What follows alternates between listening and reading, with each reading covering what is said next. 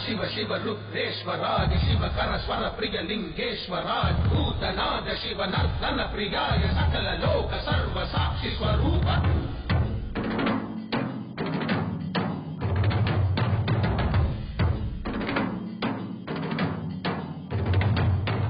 திங்கள் சூடிய நாதனே கங்கை நாடிய வேதனே அங்கை கூடிய பாகனே ஈசா ஆத்தும் போதிலவன் பிரம்மனே காத்தும் போதிலவன் விஷ்ணுவே நீக்கும் போதிலவன் ருத்ரனே ஈசா அகிலமே ஆடும் வண்ணம் சபைகளில் ஆடும் பாதம் உடலையில் ஆடல் செய்தது ஏனோ அமுதமே வேண்டும் என்று கடலையே கடைந்த போதில் அதில் வரும் நஞ்சையே ஏனோ சதுர்வேதம் பாடவே கவியாகும் போற்றவே எமை காக்க வந்த நீ புவியாகும் காப்பாய் நீ ஜெய ஜெய சங்கர ஹர ஹர சங்கர ஜெய ஜெய சங்கர ஹர ஹர சங்கர ஜெய ஜெய சங்கர ஹர ஹர சங்கர சிவ சிவ சிவ சிவ சிவ சிவ சங்கர ஜெய ஜெய சங்கர ஹர ஹர சங்கர ஜெய ஜெய சங்கர ஹர ஹர சங்கர ஜெய ஜெய சங்கர ஹர ஹர சங்கர சிவ சிவ சிவ சிவ சிவ சிவ சங்கர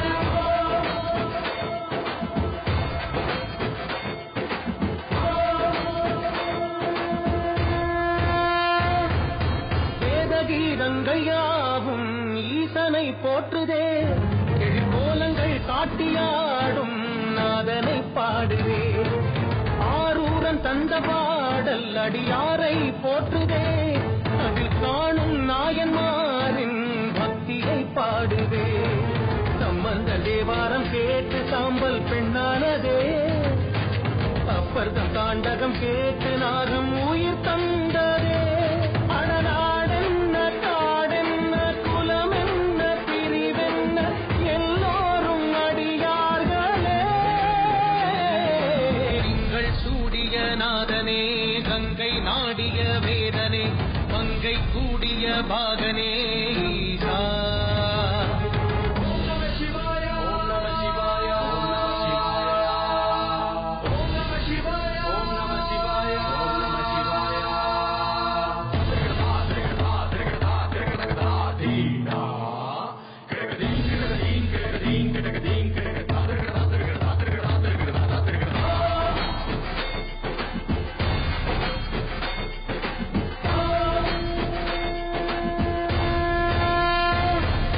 காலனை மிதித்த பாதம் வீதியில் சென்றதே காலமும் கடந்த தெய்வம் தூதனாய் நின்றதே அடியவர் உணவுக்காக பொதிசோறு சுமந்ததே அனைவரும் போற்றும் வண்ணம் அற்புதம் புரிந்ததே வேடத்த கண் தந்ததாலே புகழ்மேவினார் நந்தன் சந்தேகத்தை தந்தே சிவமாகினார் அறுபத்து மூவர்கள் அருள் பெற்ற நாயன்மார் புகழ் பாடி போற்றிடுவோம்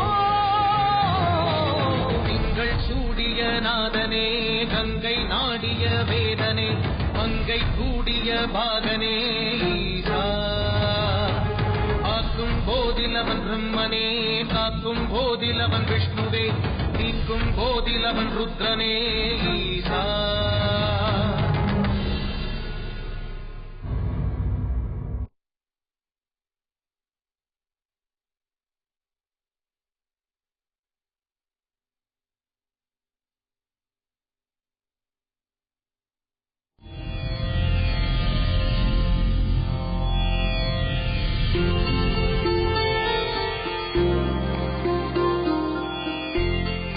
பண்டிதரே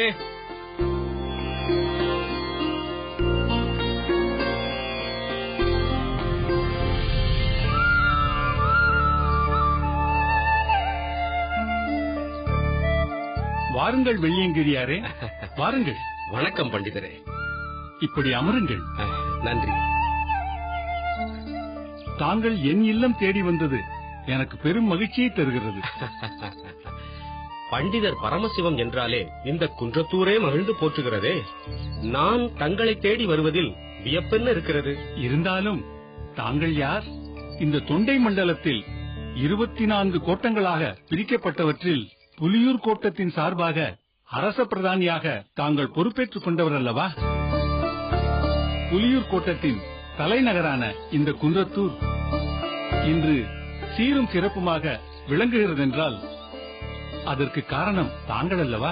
பண்டிதரே, நம் தொண்டை மண்டலம் சோழ நாட்டின் ஒரு அங்கமாக மாறியது முதல் வழி வழியாக சோழ மன்னர்கள் மிகச் சிறப்பாக போற்றி பாதுகாக்கிறார்கள்.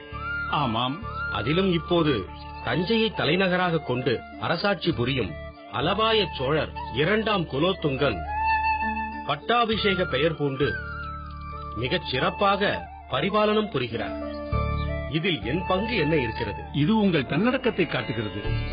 ஆனால் இன்று இந்த குன்றத்தூர் சோறு மணக்கும் மடங்களெல்லாம், தூய்மை மணக்கும் சிந்தையெல்லாம், தென்றல் மணக்கும் மேடையெல்லாம், தெய்வம் மணக்கும் செய்யுளெல்லாம், நீர் மணக்கும் நெற்றியெல்லாம், நெய்யே மணக்கும் கரிகளெல்லாம், நெருப்பு மணக்கும் குண்டமெல்லாம், நேயம் மணக்கும் வீதியெல்லாம் என்று புலவர்கள் பாடி புகழும் பெருமை பெற்று விளங்குகிறதென்றால் அதற்கு தாங்கள்தானே காரணம்.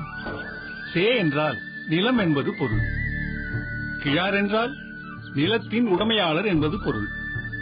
அதனால்தானே தங்களை சேக்கிழார் மரபு என்று சொல்கிறார்கள். உண்மைதான். அது எங்கள் குடும்பத்தில் வழி வழியாக வழங்கி வரும் மரபு பெயர்தான். வேளாளர் மரபின் உட்பிரிவுதான் சேக்கிழார் மரபு. தாங்கள் அதற்கு தலைவராக இருந்து சோழ அரசரின் அபிமானத்திற்குரிய பிரதானியாகவும் இருப்பதால்தான் ஊருக்கு வேண்டியவற்றை சோழ மன்னரிடம் கேட்டு பெற முடிகிறது. ஏதேனும் முக்கியமான தீர்மானங்களை விவாதிக்க நேர்ந்தால் அவர் தங்களை அழைத்து வர சொல்கிறார். ஆனால் இப்போது சோழ மன்னர் எனக்கு ஒரு சோதனை வைத்துள்ளார். என்ன சொல்கிறீர்கள்? மாமன்னர் தங்களிடம் மிகுந்த மதிப்பு வைத்திருப்பவராயிற்றே, அவர் ஏன் தங்களை சோதிக்க வேண்டும்? பதற்றப்படாதீர்கள். எனது பொறுப்பிற்கு பாதிப்பு ஏற்படுத்தும் சோதனை அல்ல அது. என் அறிவிற்கு வைக்கப்பட்ட சோதனை. அப்படியா? அதென்ன சோதனை? சொல்கிறேன். மாமன்னரை காண சோழ நாட்டிற்கு சென்றிருந்த போது 3 கேள்விகளை அவர் என்னிடம் கேட்டார். அவற்றிற்கான விடைகளோடு விரைவில் தன்னை காண வர வேண்டும் என்று அவர் சொல்லி அனுப்பியிருக்கிறார். இவ்வளவுதானா? இதில் என்ன பிரச்சனை? அந்த கேள்விக்கான விடை எனக்கு தெரியவில்லை என்பதுதான் பிரச்சனை. அதனால்தான் தங்களிடம் அதை பற்றி கேட்டு தெரிந்து கொள்ளலாம் என்று நான் இங்கு வந்தேன். அந்த கேள்விகளை நான் சொல்லட்டுமா? சற்று பொறுங்கள். இதை கேட்பதற்காக தாங்கள் இவ்வளவு தூரம் வந்திருக்க வேண்டிய அவசியமே இல்லை. தங்களிடம் ஒரு சந்தேகம் கேட்க வேண்டும் எனும் போது நானே வந்து கேட்பதுதானே முறை. நான் அதற்காக சொல்லவில்லை. உங்கள் வீட்டிலேயே மிகச்சிறந்த பண்டிதன் ஒருவன் இருக்கும்போது இங்கு வந்திருக்க வேண்டிய அவசியம் இல்லை என்கிறேன். தாங்கள் யாரை சொல்கிறீர்கள்? தங்கள் மூத்த குமாரன் அருண்மொழி தேவனைத்தான் நான் சொல்கிறேன். அவனுக்கு ஏன் அந்த பெயரை சூட்டினீர்கள்? தேவார பாடல்களை நமக்கு தேடித் தந்த ராஜராஜ சோழரின் இயற்பெயர் அது என்பதால் தான். அதற்கேற்ற வகையில் தேவார பாடல்களில் மிகுந்த ஈடுபாடு கொண்டு அடியார்கள் பலரின் வரலாறுகளை ஆராய்ந்து அவற்றை தேடி கண்டுபிடிப்பவனாகவும் இருக்கிறான் உங்கள் பிள்ளை. இன்று வரை வந்திருக்கும் எல்லா நூல்களையும் கற்று அறிந்தவன் அல்லவா? அவன் கல்லாத கலை என்று எதுவுமே இல்லையே. அவனிடம் கேட்டிருந்தாலே இதற்கான விடையை சொல்லியிருப்பானே. அப்படியா சொல்கிறீர்கள்? அதில் என்ன சந்தேகம்? அவன் சைவத்தையும் தமிழையும் வளர்க்க பிறந்தவன். மகன் தந்தை காற்றும் உதவி இவன் தந்தை எண்ணொற்றான் கொல் எனும் சொல் என்பதற்கேற்ப இப்படிப்பட்ட பிள்ளையை பெறுவதற்கு வெளியேங்கிறியார் என்ன தவம் செய்தாரோ என்ற பெருமையை அவன் உங்களுக்கு நிச்சயம் பெற்றுத் தருவான். அப்படியானால் அரசரின் கேள்விகள் எப்படிப்பட்டதாக இருந்தாலும் இப்பொழுதே சென்று அருண்மொழி தேவனிடம் கேளுங்கள். அவன் அவற்றிற்கு விடையளிப்பான். ஆஹா, மிக்க நன்றி பண்டிதரே. சரியான நேரத்தில் என் மகனின் பெருமையை தங்கள் வாக்கால் எனக்கு உணர்த்தி விட்டீர்கள். என் மகன் அருள்மொழி தேவனால் நிச்சயம் இதற்கு விடையளிக்க முடியும்.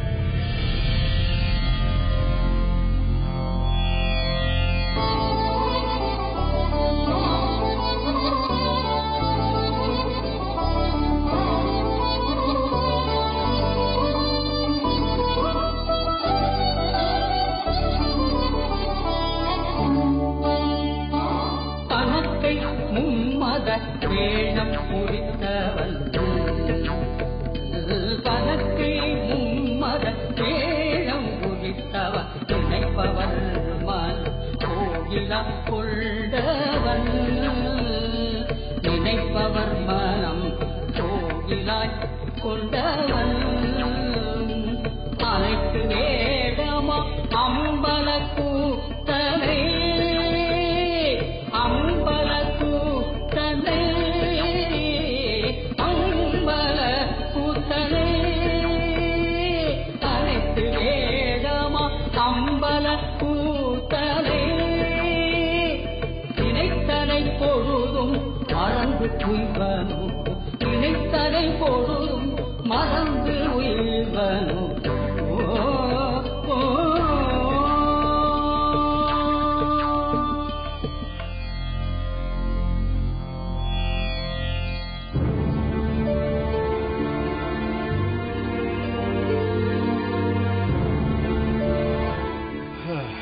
அழகம்மை, கொஞ்சம் தண்ணீர் கொண்டு வா. இதோ வருகிறேன்.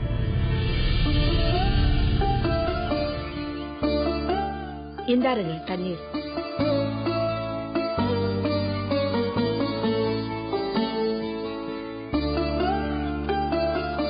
சுவாமி, நான் ஒன்று கேட்கலாமா? கேள் அழகம்மை, என்னிடம் என்ன தயக்கம்? தாங்கள் சோழ மாமன்னரின் அவைக்கு எப்பொழுது சென்றுவிட்டு வந்தாலும் மிகுந்த உற்சாகத்தோடு காணப்படுவீர்கள். ஆனால் இந்த முறை வரும்பொழுது ஏதோ குழப்பத்தோடு காணப்படுகிறீர்கள். நீ சொல்வதும் சரிதான். இரவு சரியாக கூட உண்ணவில்லை, அயர்ந்து உறங்கவும் இல்லை. அதிகாலையிலேயே எழுந்து தயாராகி யாரையோ பார்ப்பதற்காக புறப்பட்டு விட்டீர்கள். யாரையோ அல்ல அழகம்மை, நமது பண்டிதர் பரமசிவத்தைத்தான் பார்க்கச் சென்றேன். ஆனால் நான் எதற்காக அவரை காணச் சென்றேனோ அதற்கு அவர் விடை சொல்லவில்லை. எதற்காக சென்றீர்கள்? சோழ மன்னர் குலோத்துங்க சக்கரவர்த்தி என்னிடம் கேட்ட கேள்விகளுக்கு விடை அறியாமல் தான் பண்டிதர் பரமசிவத்தை நான் தேடிச் சென்றேன். ஆனால் அவர் அதற்கான விடையை சொல்லவில்லை. ஏன்? அந்த கேள்விக்கான விடை அவருக்கு தெரியவில்லையா? அவர் அந்த கேள்வி என்னவென்றே கேட்கவில்லை. ஒருவேளை தாங்கள் அந்த கேள்வியை கேட்டு தனக்கு அதற்கான விடை தெரியாமல் போனால் சங்கடம் என்று விலகிக் கொண்டாரோ? இல்லை அழகம்மை, உங்கள் வீட்டிலேயே அதற்கு விடை சொல்லக்கூடிய ஒரு பண்டிதன் இருக்கும்போது என்னை தேடிக்கொண்டு ஏன் வர வேண்டும் என்று என்னை கேட்கிறார். அவர் யாரை சொல்கிறார்? நம் அருள்மொழியைத்தான் சொல்கிறார். ஆம் அழகம்மை, அவனது சிவபக்தி, அறிவாற்றல், உயர்ந்த பண்பு இவற்றை பற்றி அவர் சொன்னவைகளை நீ கேட்டிருந்தால் மெய் மறந்து போயிருப்பாய். ஈன்ற பொழுதினும் பெரிதுவக்கும் தன் மகனை சான்றோன் என கேட்ட தாய் என்ற பெருமையை நமக்கு தேடி தந்துவிட்டான் நம் மகன் என்று பூரித்து போயிருப்பாய். நீங்கள் சொல்லும் பொழுது என் உடல் சிலிர்க்கிறது. நம் அருண்மொழியை பற்றி பலர் புகழ்ந்து சொல்லி கேட்டிருக்கிறேன். ஆனால் மகா பண்டிதரான பரமசிவமே எந்த அளவிற்கு சொல்கிறார் என்றால் அதைவிட வேறென்ன வேண்டும்? உண்மைதான் அழகம்மை. அழகம்மை, அருள்மொழி எங்கே?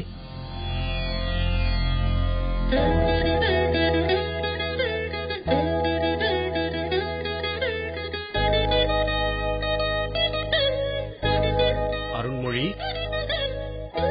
அப்பா. என்னப்பா, மெய்மறந்து விட்டாயா? உண்மைதான் அப்பா. நடராஜருக்கு முன்னால் நின்று விட்டால் நான் என்னையே மறந்து போகிறேன்.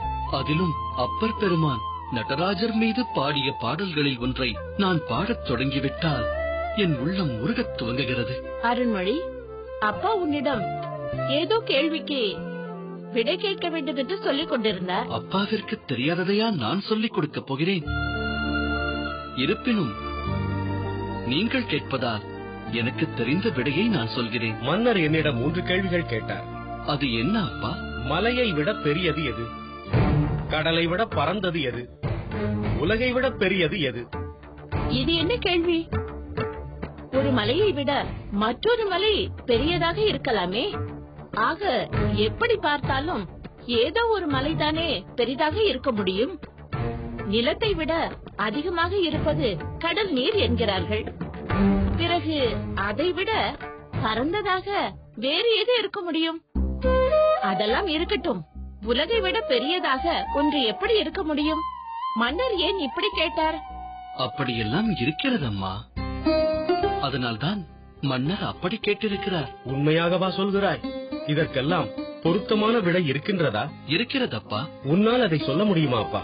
நிச்சயம் சொல்ல முடியும். அப்படியானால் நான் உன்னை அரசரிடம் அழைத்துச் சென்றால் அதை சொல்வாயா? அது எதற்கு? நான் தங்களிடம் சொல்லிவிடுகிறேன், தாங்கள் அரசரிடம் சொல்லிவிடுங்கள். வேண்டாம் அப்பா.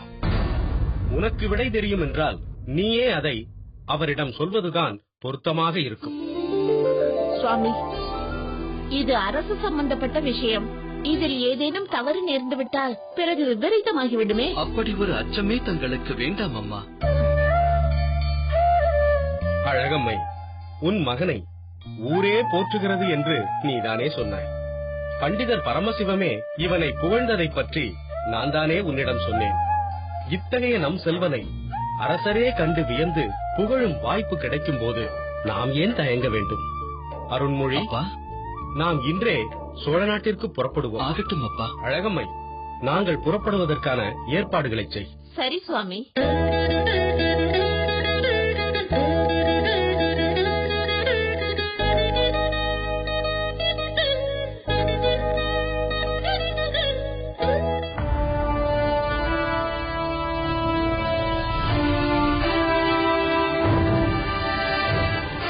அவையோர்களே, இன்று நம் சோழ நாடு அமைதியோடு நிலை பெற்றிருக்கிறது என்றால் அதற்கு என் பாட்டனாரான முதற் குலோத்துங்க சோழர் அமைத்த பலமான அடித்தளம்தான் காரணம் என்பதை நீங்கள் அறிவீர்கள்.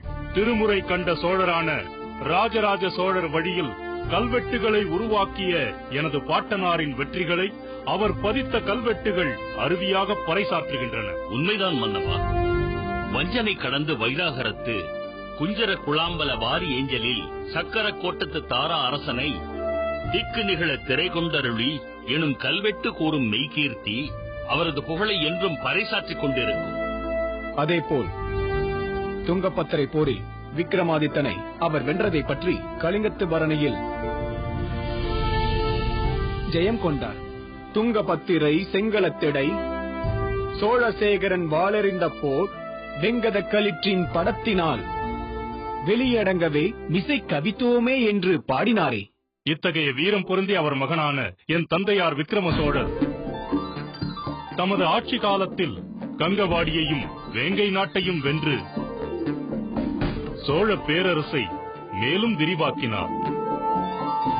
ஆனால் அவருக்கு பின் அதே அரியணையில் அமர்ந்த நான் எந்த போரையும் நடத்தவில்லையே. அதற்கு காரணம் அனைவரும் அறிந்ததுதானே மன்னவா. வலிமையான படைபலத்தோடு அமைந்த சோழ பேரரசை எதிர்க்கும் துணிச்சல் எவருக்கும் வரவில்லை. எதிரிகளே இல்லாத போது தாங்கள் யாருடன் போர் புரிய முடியும்? போரே இல்லாததால் தானே நம் நாடு இவ்வளவு அமைதியாக இருக்கிறது. இது ஒரு வகையில் நல்லதுதான். இரத்த ஆறு ஓடாமல் எவரது உயிரையும் பறிக்காமல் வாழ்வது சிறப்புக்குரியதுதான். ஆனால் என் மனதில் மேலும் ஒரு குறை இருக்கிறது. எதுவாகினும் சொல்லுங்கள் மன்னவா.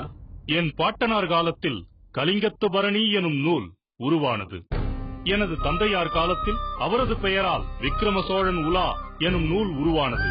ஆனால் என் காலத்தில் அவ்விதம் எந்த இலக்கியமும் உருவாகவில்லையே. அதுதான் என் மனக்குறை. அது என்னை பற்றிய நூலாகத்தான் இருக்க வேண்டும் என்பதில்லை. இரண்டாம் குலோத்துங்க சோழன் என புகழ் பெற்ற அனபாய சோழன் காலத்தில் இத்தகைய சிறப்பு மிக்க இந்த நூல் உருவானது என்ற புகழ் கிடைத்தால் போதும். அப்படி ஒரு நூல் உருவாகுமோ உருவாகாதோ? அத்தகைய புலமை மிக்க ஒருவர் வருவாரோ வரமாட்டாரோ? அதை யார் அறிவார்கள்? வாழ்க சோழ மாமன்னர்! என்ன செய்தி? தொண்டை மண்டலத்தில் இருந்து பிரதானி வெள்ளியங்கிரியார் தமது மைந்தரோடு தங்களை காண வந்திருக்கிறார். அப்படியா? உடனே உள்ளே வரச் சொல். உத்தரவு மன்னா. அமைச்சரே, நான் நமது அரசாட்சிக்கு உட்பட்ட பிரதானிகளிடம் 3 கேள்விகள் கேட்டு விரைவில் வந்து விடையளிக்குமாறு கூறியிருந்தேன். வெள்ளியங்கிரியார் எனது வினாவிற்கான விடையோடுதான் நிச்சயம் வந்திருக்க வேண்டும் என நினைக்கிறேன். சோழ மாமன்னர் அவர்களுக்கு என் பணிவான வணக்கம்.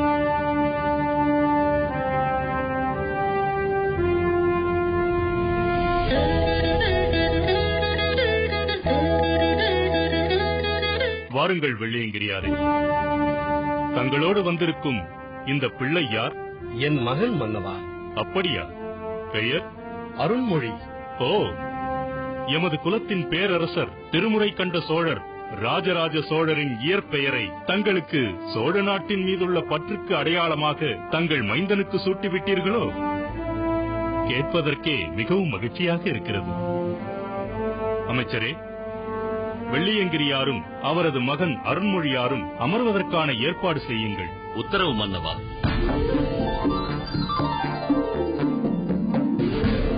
வெள்ளியங்கிரியாரே, தாங்கள் இப்போது எமது வினாக்களுக்கு விடையளிக்கத்தானே இங்கு வந்திருக்கிறீர்கள்? ஆம் மன்னவா. மிக்க மகிழ்ச்சி. அவையோர்களே, யாம் இவரிடமும் இவர் போன்ற நமது சோழ மண்டலத்தின் பல பிரிவுகளில் வாழும் மற்றைய பிரதானிகளிடமும் கேட்ட 3 கேள்விகள் என்ன என்பதை நீங்கள் அனைவரும் அறிவீர்கள் அல்லவா? நன்றாக அறிவோம் மன்னவா. எங்கே நீங்களே அவற்றை சொல்லுங்கள். மலையை விட பெரியது எது? கடலை விட பறந்தது எது? உலகை விட பெரியது எது? இதுதானே மன்னவா தங்களின் கேள்வி? சரியாக சொன்னீர்கள். இவற்றுக்கான விடையை இந்த அவையில் அமர்ந்திருக்கும் உங்களில் யாராவது சொல்ல தயாராக இருக்கிறீர்களா?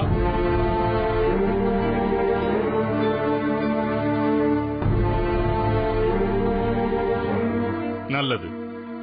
உங்களில் யாரும் அந்த வினாக்களுக்கு விடை சொல்ல தயாராக இல்லை என்பது எனக்கு புரிகிறது. இனி தொண்டை மண்டலத்திலிருந்து வந்திருக்கும் வெள்ளியங்கிரியாரிடம் அதை பற்றி கேட்கலாம் அல்லவா? தாராளமாக கேட்கலாம் மன்னவா. வெள்ளியங்கிரியாரே, எமது வினாக்களுக்கான விடையை கூறுங்கள். மன்னவா, என் சார்பாக என் மைந்தன் விடையளிப்பான். ஓ, அதற்காகத்தான் தங்கள் மைந்தனை இங்கு அழைத்து வந்திருக்கிறீர்களோ?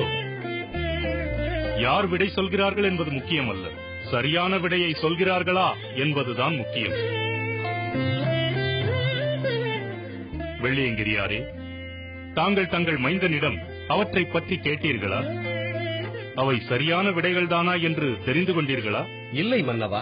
அதை பற்றி சரியாக தெரிந்து கொள்ளாமல் எந்த நம்பிக்கையில் தங்கள் மைந்தரை இவ்வளவு பெரிய அவைக்கு அழைத்து வந்தீர்கள்? அவன் சொல்லும் பதில் தவறாக இருந்தால் என்ன செய்வது? மன்னவா, அருண்மொழி இளம் வயது முதலே சங்க இலக்கியம் முதலாக இன்று வரை தோன்றியுள்ள எல்லா நூல்களையும் முறையாக கற்றறிந்தவன். சைவ நெறிமுறைகளை முறையாக கடைபிடிப்பவன். அதனால் அவனால் இந்த வினாவிற்கான சரியான விடையை நிச்சயம் சொல்ல முடியும். அந்த நம்பிக்கை எனக்கு இருக்கிறது. அதனால் தான் அவனை அழைத்து வந்தேன். நல்லது. அருண்மொழி, எமது வினாக்கள் என்ன என்பது உனக்கு தெரியும் அல்லவா? தெரியும் மன்னவா. எங்கே அவற்றுக்கான விடைகளை சொல் பார்ப்போம். மன்னவா, தங்கள் முதல் கேள்வி மலையை விட பெரியது எது என்பதுதானே? ஆமாம். மனிதன் எவ்வளவுதான் திறமை படைத்தவனாய் இருந்தாலும் தான் என்ற அகந்தை கொண்டவனாக நிலை கெட்டுத் தெரிந்தால் அந்த திறமையை யாரும் மதிக்க மாட்டார்கள். அதனால் தனக்கு ஒப்பற்ற வலிமையும் திறமையும் இருந்தும் அதன் காரணமாக நிலைகெட்டுத் தெரியாமல் அடக்கமாக ஒருவன் இருந்தால் அவனது தோற்றம் மலையை விட பெரியதாகும். இதைத்தான் திருவள்ளுவர் நிலையிற் தெரியாது அடங்கியான் தோற்றம் மலையினும் மானப் பெரிது என்கிறார். ஆஹா, அருமை, அற்புதம், பொருத்தமான விடை. மன்னவா, தங்களது இரண்டாவது கேள்வி கடலை விட பறந்தது எது என்பதுதானே? பிறருக்கு ஒருவன் உதவி செய்வதென்பது மனித நேயத்தின் அடையாளம். அப்படி செய்வது மிகவும் சிறப்புக்குரியதாகும். ஆனால் நாம் ஒரு உதவியை செய்யும் போதே நான் உனக்கு இதை செய்து தருகிறேன், நீ எனக்கு அதை கொடு என்று எதையோ எதிர்பார்த்து கொடுத்தால் அது எப்படி உதவியாகும்? பயனை எதிர்பார்த்து செய்யும் பண்டமாற்று முறையல்லவா அது? அதனால் பயனை எதிர்பார்க்காமல் பிறருக்கு உதவி செய்தால் அதன் நன்மை கடலை விட பறந்ததாகும். இதைத்தான் வள்ளுவர் மிக அழகாக பயன் தூக்கார் செய்த உதவி நயன் தூக்கின் நன்மை கடலில் பெரிது என்கிறார்.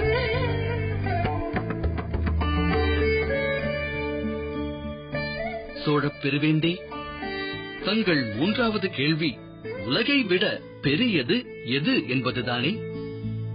ஒருவர் பிறருக்கு உதவி செய்வது என்பது சிறப்புதான். ஆனாலும் அவரது தேவை அறிந்து உரிய நேரத்தில் காலம் அறிந்து அந்த உதவியை செய்தால்தான் அது பயன் தரும். ஒருவர் பசித்திருக்கும் போது புசிப்பதற்கு ஏதாவது தந்தால்தானே அவர் பசியாரும். உண்டு முடித்த பிறகு அறுசுவை உணவை அள்ளிக் கொடுத்தாலும் அதனால் பயன்தான் என்ன? ஒருவர் கிழிந்த ஆடையை அணிந்திருக்கும் போது அதை மாற்றிக்கொள்ள நல்ல ஆடையை தந்தால் அவர் அதை நன்றியோடு நினைத்துப் பார்ப்பார். பொன்னாடை அணிந்தவருக்கு பட்டாடையை தந்தால் அதனால் பயன்தான் என்ன மன்னவா?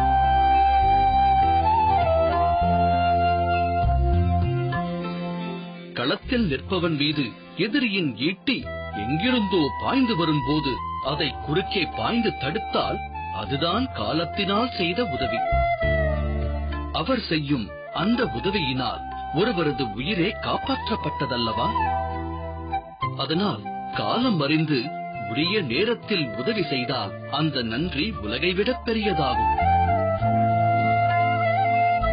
இதையும் வள்ளுவப் பெருமான் தம் தெய்வ திருக்குறளில் அருமையாக குறிப்பிடுகிறார். காலத்தினார் செய்த நன்றி சிறிதெனினும் ஞாலத்தின் மானப் பெரிது என்கிறார். ஆஹா!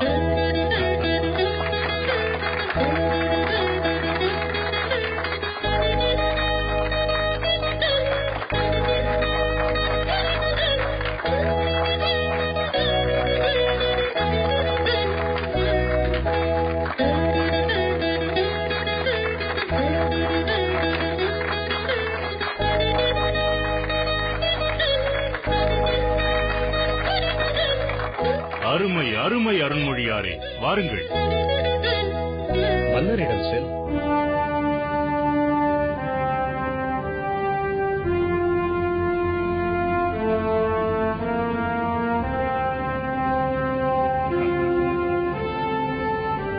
அருண்மொழியாரே, தங்கள் வாக்கு ஒவ்வொன்றும் அருளும் பொருளும் நிறைந்ததாக விளங்குகிறது. எனது கேள்விக்குரிய விடைகளை திருக்குறளிலிருந்தே தாங்கள் சொன்னது எனக்கு பெரும் வியப்பை ஏற்படுத்திவிட்டது. மன்னவா, திருக்குறளில் இல்லாத பொருளே இல்லை. அறத்துப்பாலில் ஒரு தனிமனித பண்பை சுட்டிக்காட்டும் குறள் பொருட்பாலில் ஓர் அரசு எப்படி இயங்க வேண்டும் என்பதை விரிவாக கூறுகிறது.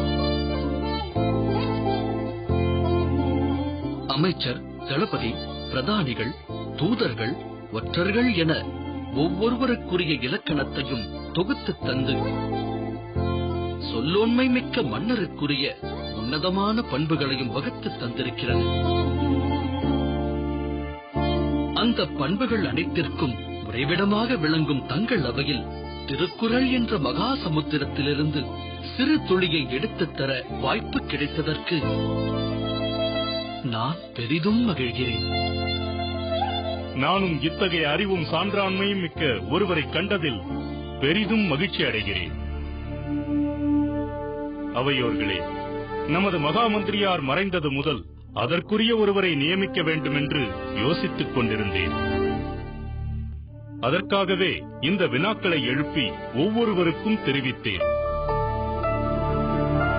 இன்று சேக்கிழார் மரபில் வந்த இந்த அருண்மொழி அந்த வினாக்களுக்கு திருக்குறளிலிருந்தே விடையளித்து தமது தகுதியை உணரச் செய்துவிட்டார். அதனால் இந்த அருண்மொழியாருக்கு இன்றே இப்பொழுதே மகா மந்திரி எனும் பதவியை அளிக்கிறேன்.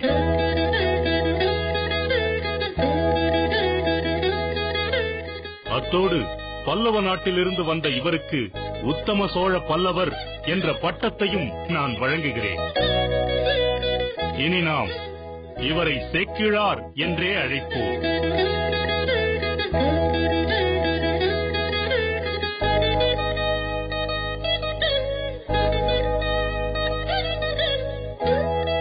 சோழ நாட்டின் மகாமந்திரி சேக்கிழார் பெருமான், உத்தம சோழ பல்லவர் சேக்கிழார் பெருமான், பிரதான அமைச்சர் சேக்கிழார் பெருமான்,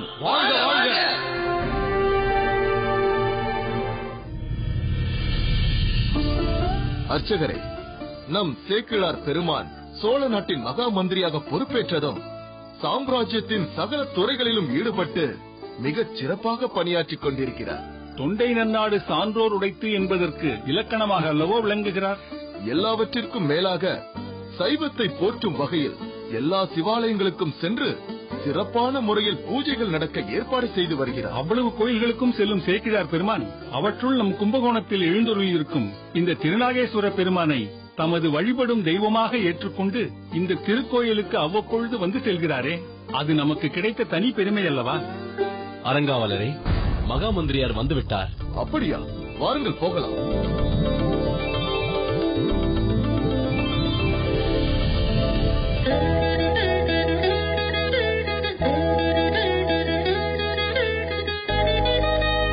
வாருங்கள் மகா மந்திரியாரே, தங்களுக்காகத்தான் காத்துக் கொண்டிருக்கிறோம். பூரண மகா கும்பத்தை ஏற்றுக்கொள்ளுங்கள். சன்னதிக்கு செல்லலாம், வாருங்கள். வாருங்கள். ஆகட்டும்.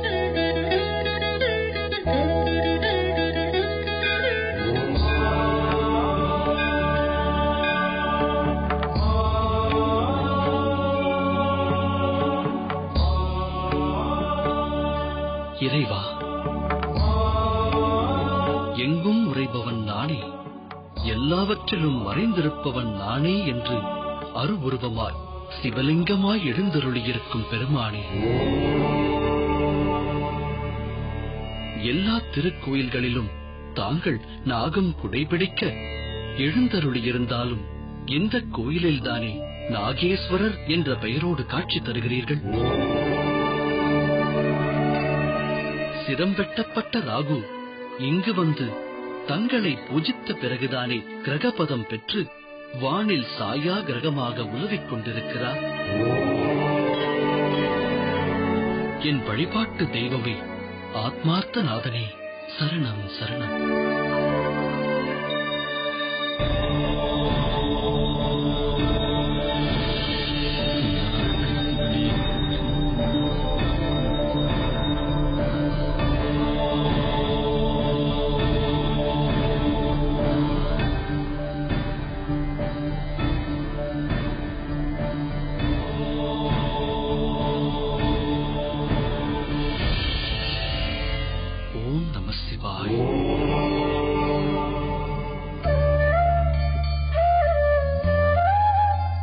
அரங்காவலரே, அர்ச்சகரே, நான் எனக்கு நேரம் கிடைக்கும் போதெல்லாம் இந்த கும்பகோணத்திற்கு வந்து கொண்டிருக்கிறேன். எனது வழிபாட்டு தெய்வம் இந்த நாகேஸ்வரர் தான் என்பது உங்கள் அனைவருக்கும் தெரியும் அல்லவா? நன்றாக தெரியும். அது இந்த திருக்கோவிலுக்கு கிடைத்த தனிப்பெரும் பெருமை என்று கருதுகிறோம். பிறகெதற்கு நான் வரும்போதெல்லாம் ஒவ்வொரு முறையும் பூரண கும்ப மரியாதை தந்து என்னை சன்னதிக்கு அழைத்துச் செல்கிறீர்கள்? மகாமந்திரியாரே, நாங்கள் தங்களுக்கு தர வேண்டிய மரியாதையை நாங்கள் தந்துதானே ஆக வேண்டும். இருப்பினும் நான் ஒரு எளிய பக்தனாகத்தான் இந்த கோவிலுக்கு வர விரும்புகிறேன். நான் இந்த நாகேஸ்வரர் மீது எந்த அளவிற்கு பக்தி வைத்திருக்கிறேன் என்பதற்கு அடையாளமாக இப்போது எங்கள் குன்றத்தூரில் நான் செய்திருப்பதை பற்றி நீங்கள் அறிவீர்களா? சொல்லுங்கள் அமைச்சர் பெருமானே. குன்றத்தூரின் ஒரு பகுதியில் ஒரு சிவாலயம் எழுப்பி எனது கரத்தாலேயே சிவலிங்க பிரதிஷ்டை செய்து அவருக்கு நாகேஸ்வரர் என்றே திருநாமம் சூட்டியிருக்கிறேன். இங்குள்ளது போலவே சூரியன் இங்குள்ள திருக்குளத்தில் மூழ்கி எழுந்து வந்து இறைவனை வழிபட்டதற்கடையாளமாக இதைப் போன்றே குன்றத்தூரிலும் ஒரு திருக்குளத்தை உருவாக்கி அதற்கு சூரிய புஷ்கரணி என்று பெயர் சூட்டியுள்ளேன். அன்னை பராசக்தி இங்குள்ள சண்பக மரத்தின் கீழ் அமர்ந்து தவம் புரிந்ததை நினைவு கூர்ந்து குன்றத்தூரிலும் சண்பக மரத்தையே திருக்கோயில் தலவிருட்சமாக நான் அமைத்திருக்கிறேன். எல்லாவற்றுக்கும் மேலாக குன்றத்தூரில் ஆலயம் அமைந்திருக்கும் அந்த பகுதிக்கு வட திருநாகேஸ்வரம் என்றே பெயர் சூட்டியிருக்கிறேன். அமைச்சர் பெருமானே, தாங்கள் இந்த திருநாகேஸ்வரர் மீது எந்த அளவிற்கு பக்தி கொண்டிருக்கிறீர்கள் என்பதற்கு இதற்கு மேல் வேறென்ன சான்று வேண்டும்? இனி தங்கள் விருப்பப்படி எளிமையாக வந்து வழிபட்டு செல்லும்படி நாங்கள் பார்த்துக் கொள்கிறோம். அமைச்சர் பெருமானே, தங்களிடம் ஒரு கோரிக்கை. ஆகட்டும், எதுவாயினும் சொல்லுங்கள். இப்பொழுது நாங்கள் சொல்லும் இந்த விஷயம் தாங்களும் அறிந்ததாகத்தான் இருக்க வேண்டும். கும்பகோணத்தில் வாழும் எங்களுக்கே இது தெரிந்திருக்கும் போது தஞ்சை அரண்மனையிலேயே இருக்கும் தாங்கள் அதை அறியாமலா இருந்திருப்பீர்கள்? நீங்கள் எதை பற்றி குறிப்பிடுகிறீர்கள் என்று எனக்கு புரியவில்லையே. சோழமாமன்னர் குலோத்துங்க சக்கரவர்த்தி சிறிது காலமாக சீவக சிந்தாமணி என்ற சமண காவியத்தில் ஈடுபாடு கொண்டு அதை கேட்டு மகிழ்ந்து கொண்டிருக்கிறார் என்று நாங்கள் கேள்விப்பட்டோம். திருத்தக்க தேவர் என்ற சமண முனிவர் ஒருவர் இயற்றிய அந்த காவியம் இன்ப சுவை பற்றி நிறைய பாடினாலும் இறுதியில் சமண நெறியே சிறந்தது என்பதை வலியுறுத்தி கூறுகிறதா? தொடர்ந்து அதை கேட்பதன் மூலம் நமது மன்னர் மனம் மாறி தாமும் சமண நெறியை மேற்கொண்டால் சோழ நாட்டின் நிலை என்னவாகும்? தாங்கள் சொல்வது சரிதான். சமண நெறி தமிழகத்தில் மீண்டும் மேலோங்கினால் சைவம் தழைக்காது, சிவாலயங்களில் நித்திய பூஜைகள் நிகழாது. எங்கள் தொண்டை மண்டலத்தில் பல்லவ சக்கரவர்த்தி மகேந்திர பல்லவர் சமணத்தை சார்ந்திருந்த போது அதிலிருந்து அவரை மீட்டெடுக்க திருநாவுக்கரசர் இருந்தார். பாண்டிய மன்னர் நின்றசீர் நெடுமாறர் அமரரை அடுத்திருந்த போது அவரை மீட்டெடுக்க திருஞான சம்பந்தர் இருந்தார். இப்போது சோழ மன்னர் குலோத்துங்கர் அவ்விதம் சென்றுவிட்டால் அவரை யார் மீட்பார்கள்? தாங்கள் தான் மீட்க வேண்டும் சேக்கிழார் பெருமான். நமது மன்னர் சமண நெறிக்கு செல்வதற்கு முன்பாக அவரை தடுக்க வேண்டும். திருநாவுக்கரசரையும் திருஞான சம்பந்தரையும் பற்றி எடுத்துக் கூறி சைவத்தின் பெருமையை தாங்கள் தான் நிலைநாட்ட வேண்டும். சைவச் சான்றோர்களே, சரியான நேரத்தில் எனக்கு உரிய கடமையை உணர்த்தி சைவத்தை காக்கும் பணியை தந்திருக்கிறீர்கள். நிச்சயம் நான் அதை நிறைவேற்றுவேன். மாமன்னர் சைவத்தை விட்டு சமணம் என்ற படுகொடியில் விழுவதற்கு முன்பே தடுத்து சிவனடியார்கள் வரலாற்றை கூறி அவரை என்றென்றும் சிவபக்தராகவே நிலை பெறச் செய்வேன். இது நம் நாகேஸ்வர பெருமான் மீது ஆணை.